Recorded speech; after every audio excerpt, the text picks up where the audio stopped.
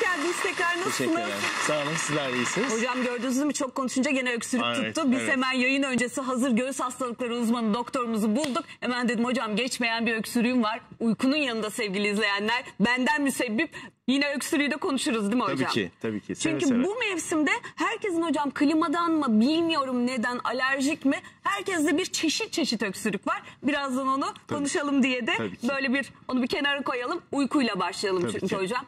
Uykuyu belki de önemsemiyoruz hocam. Biz bunu hani hayatın bir rutini gibi varsayıp işte uykusuz kalmayı da çok önemsiyoruz. Peki sağlık açısından uykuyu nerede konumlandıralım biz hocam? Evet. Çok güzel. Şimdi bakın uykuyla ilgili bana birçok soru geliyor. Yani özellikle yeni jenerasyonda biliyorsunuz mavi ışık bırakmıyorlar. Dolayısıyla da ellerindeki telefonları bırakmadıkları için geç yatıyorlar. Doğru. Ve sabahta erken kalkıp okula gitmek zorundalar. Ve bu uyku süresi çok kısalıyor. 4 saate 5 saate düşüyor. Dolayısıyla acaba bunu hakikaten böyle uyumak mı gerekiyor? Zararlı mı? Bunu konuşmamız gerekiyor. Bunun için zaten buradayım. Şimdi bakın arkadaşlar, özellikle öğrenci arkadaşlar için söyleyeceğim. Bu bizim için çok önemli. Bizim öğrendiğimiz ilk bilgiler gözümüzün arkasındaki şurada bir bölge var. Bu bölge atnalı ya da küçük bir bölge. İsmini vermeyeceğim, Latince ismini vermeyeceğim. Bu bilgiler burada oturuyor. Daha sonra siz uykuya geçtiğiniz zaman, derin uykuya geçtiğiniz zaman, derin uyku esnasında bu veriler beynin esas ana bölgesi olan hard disk dediğimiz bölgeye veriler aktarılıyorlar.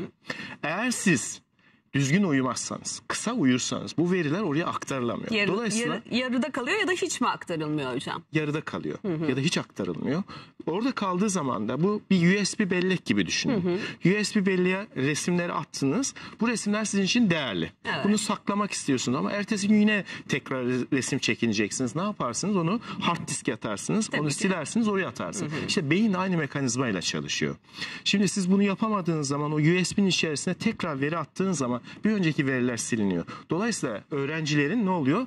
Derslerde başarısızlığı meydana geliyor. Özellikle bizim için ne önemli? Yani yetişkinler için ne önemli? Uyku esnasında, derin uyku esnasında büyüme hormonu salınıyor. Hani çocuklarda da salınıyor. Evet. Hani derler ya uyusun da büyüsün. Doğru mu? Evet. Yani büyüme hormonu uyku esnasında, derin uyku esnasında salınıyor. Şimdi yetişkinlerdeki bu büyüme hormonu ne yapıyor? Şunu yapıyor. Erkeklerdeki göbek yağının erimesini, kadınlardaki basen yağının erimesine sebep oluyor. Bir dakika hocam, burası çok önemli. Büyüme hormonu sayesinde yani uyurken mi oradan kilo veriyoruz? Aynen. Aslında hayallerimiz gerçek oluyormuş. Hep deriz ya biz, aman bir yatsam da şu göbeğim gitse, şu basenlerim gitse. Aslında uyku bunu yapıyor. Kesinlikle, meğerse. Kesinlikle. Yani şöyle düşünün. Uyumadığınız zaman bu hormonunuz salgılanmıyor. Dolayısıyla sizin gündelik yapacağınız diyetlerin, yani sıkı bir diyet yaptığınızı düşünelim. Şekeri kısıtladınız, ekmeği kısıtladınız. Kesinlikle kilo veremezsiniz. Kilo vermenizin tek yöntemi en az gecede 6 saat uyku uyumanız gerekiyor. Yani bakın minimum limit 6 saat. Bu hocam yaştan yaşa değişir mi, yoksa her yaşta minimum 6 saat midir?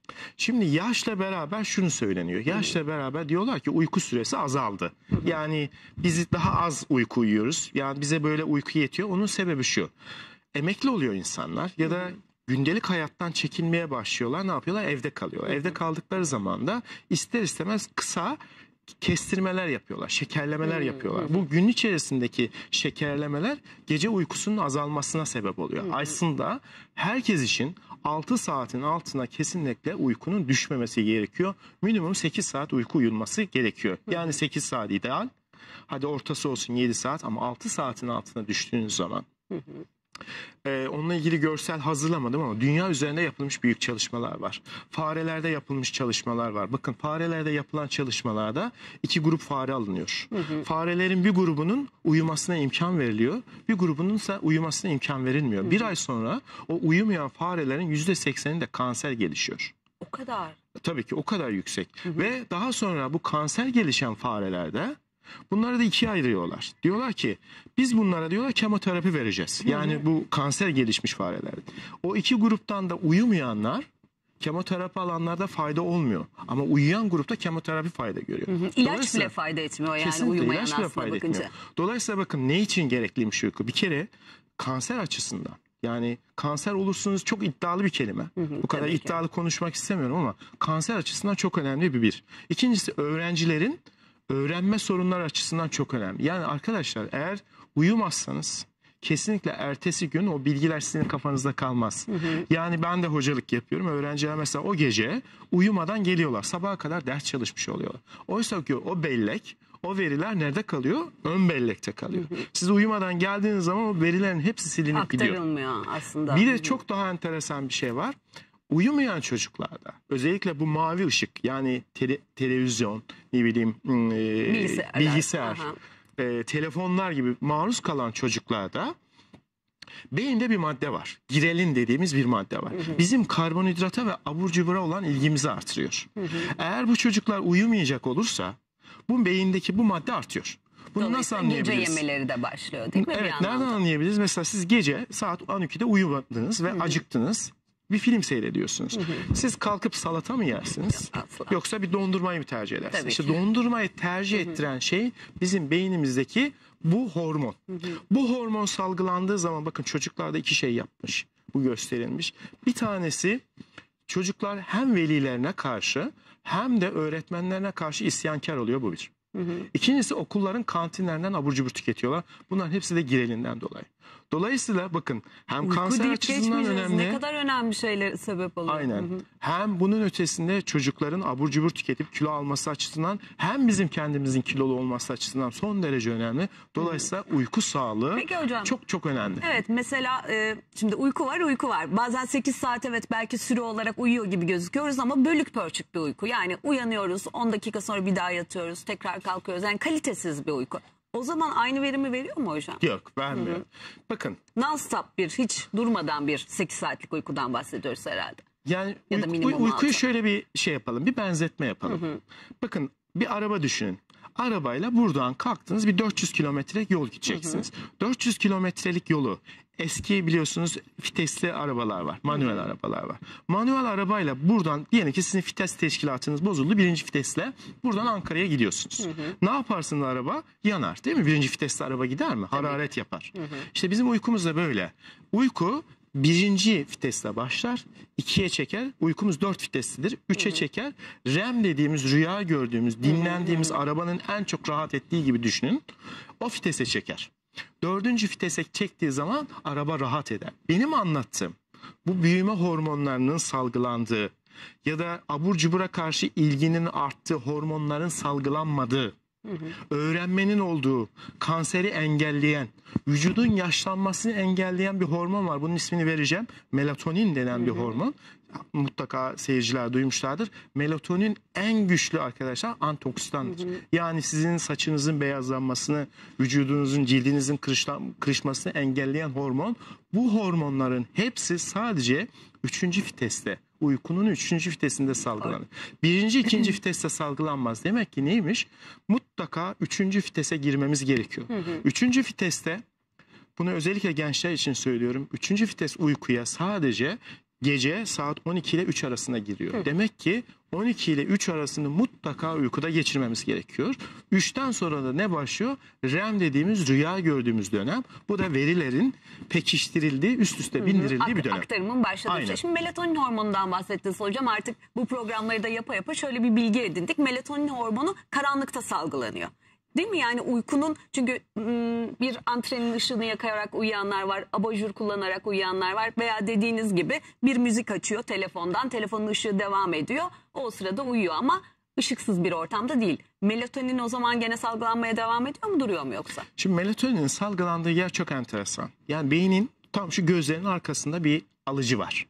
Alıcının özelliği bakın, sadece bir top iğne başının büyüklüğü kadar ama içerisinde 20.000 tane hücre var. O kadar hassas bir ışığa duyarlı bir bölge. Bu sizin de bahsettiğiniz gibi sadece karanlıkta diyor ki melatonine, beyine diyor ki bak diyor hava karardı diyor, sen artık uyu diyor. Şimdi güneşi gördüğü zaman bu alıcılar diyor ki hayır diyor, aydınlık diyor, şey yapma diyor. Bu hormonu salgılama ve uykuyu başlatma diyor. Çünkü bizim yapımız bu şekilde üretilmiş. Şimdi mavi ışık, özellikle telefonlardaki bulunan mavi ışık güneş ışığındaki uyarıcı maddeyle aynı. Dolayısıyla o mavi ışığı aldığınız zaman beyin diyor ki şu an gündüz diyor, ben melatonin salgılanamayayım diyor. Melatonin salgılamadığı için de ne yapmış oluyor? Uyku başlamamış oluyor ve dolayısıyla sizin büyüme hormonlarınız salgılanmıyor. Dolayısıyla mutlaka karanlıkta yatmak lazım. Peki ne yapmak lazım?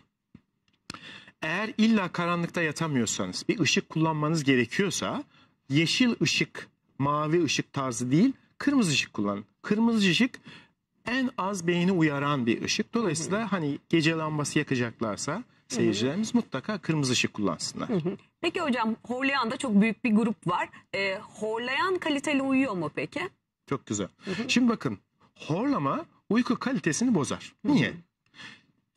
Şimdi uyanmanın iki çeşidi var. Çok teknik anlatmadan çok basitçe anlatayım. Birincisi bilişsel uyanma. Yani siz uyanırsınız, kalkarsınız, mesela lavaboya gidersiniz, gelirsiniz. Bu bir bilişsel uyanmadır. Bir de beynin uyanması vardır ama bu bilişsel değildir. Ne demek o? Yani vitesli bir arabadan bahsettik ya. Sizin 4. vitesteyken birdenbire 1. vitese takıyor olmanız, bu da uyanmadır. Şimdi başladınız siz uyumaya. 3. vitese taktınız. REM'e geldiniz, dinleneceksiniz, beyin rahat edecek, rüya göreceksiniz, başlıyorsunuz diş gıcırdatmaya. Ya da başlıyorsunuz horlamaya. Başlıyorsunuz mesela iç çekmeye, iç çekiyorsunuz. Ya da şu an çok revaçlı olan bir şey mesela uykuda tıkanma sendromu. Uyku apne, evet, uyku apne sendromu. Bu olduğu zaman veyahut da bütün gün, bütün gece sabaha kadar mesela şöyle göstereyim.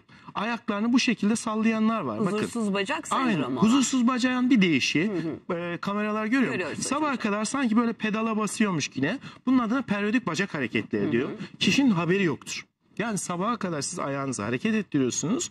Haberiniz yok. Bunlar ne yapıyor? Beyni erken fazlara çekiyor. Dolayısıyla siz 3. uykuya giremediğiniz için, derin uykuya, melatonin salgılanamıyor. Melatonin ne dedik? En güçlü antioksidan. Bu antioksidandan geri kalmış oluyorsunuz. Dolayısıyla ne oluyor? Kendi yaşıtlarınıza göre daha erken yaşlanıyorsunuz. Bir tane çalışma söyleyeyim. Mesela sadece bir yıl 6 saatten az uyuyan insanlarla 8 saat uyuyan insanları kıyas yaptıkları zaman, vücutlarının çalışmalarına baktıkları zaman 10 sene daha yaşlı olmuş bu gruptakiler. 6 saatin altında uyuyanlar. Dolayısıyla 6 saatin altına kesinlikle düşmeyin. 12'den önce mutlaka uyuyun. Uykunuzu düzenli hale getirin.